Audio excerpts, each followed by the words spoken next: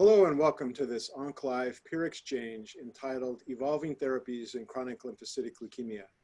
I'm Dr. William Wierda from the MD Anderson Cancer Center in Houston, Texas.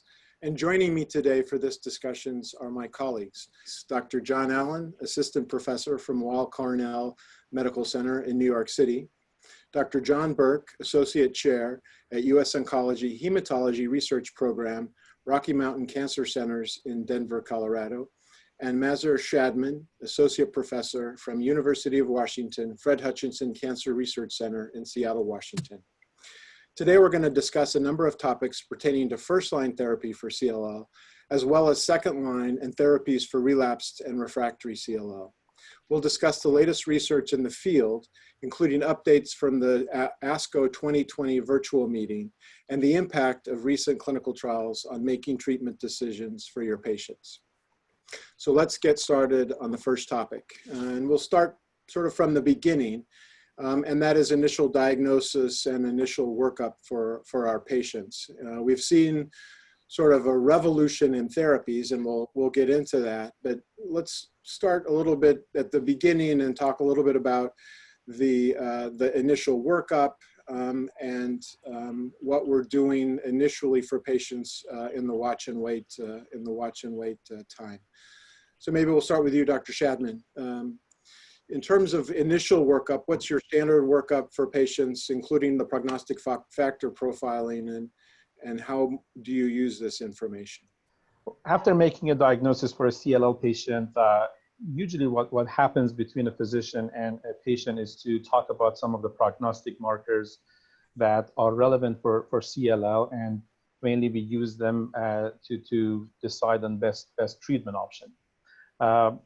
Having those information at the time of diagnosis does not necessarily change the plan. In some patients who may have high-risk disease, we may decide to have a closer follow-up for those patients. And usually based on the conversation, some of the patients decide to have access to the information at the time of diagnosis, and others decide to only have it when there is a need for treatment. With the novel agents that we have access to these days, there is a lot of research going on to maybe utilize those drugs earlier in the course, maybe soon after diagnosis. And because of that, having those prognostic information is becoming more relevant even earlier and maybe even at the time of treatment. For example, from the chemoimmunotherapy era, we know that early intervention, starting treatment, really doesn't benefit the patient in terms of helping them live longer, which is the ultimate goal, especially in that space.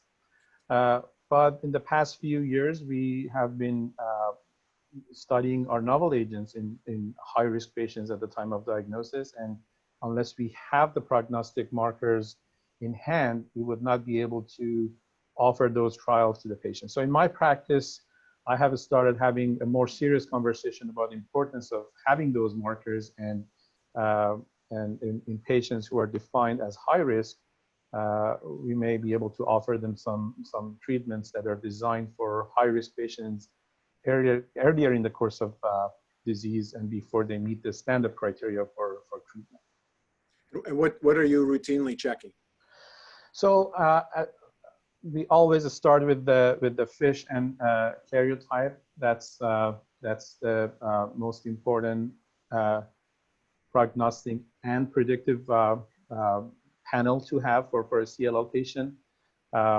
We have a molecular panel because having information regarding the p53 mutation specifically, and then a CLL specific panel that we have, that's part of our workup. If there's any chance that chemoimmunotherapy is in patients, basically would be a treatment that we may offer to the patient, then we will need the information regarding the IGHV mutational status. So I would say that the chromosome analysis, the molecular panel, and IGHV mutational status is a standard basically panel that we would need for somebody to define their risk. And it sounds like those are important when for sure you need them when you're thinking about treatment. Do you routinely get them at initial diagnosis when you're in the watch and wait phase? Uh, Again, more recently, and because we now have studies that are targeting high-risk patients at the time of diagnosis or within the first year from the time of diagnosis, and we need to know which patients are high risk. So we have those conversations, and if patients are interested in potentially participating in those studies, then we get them at the time of diagnosis. But absolutely, if they don't have that information and when there's time for treatment, we would definitely need to perform those tests. So that hasn't really changed that much, I think, over the last several years.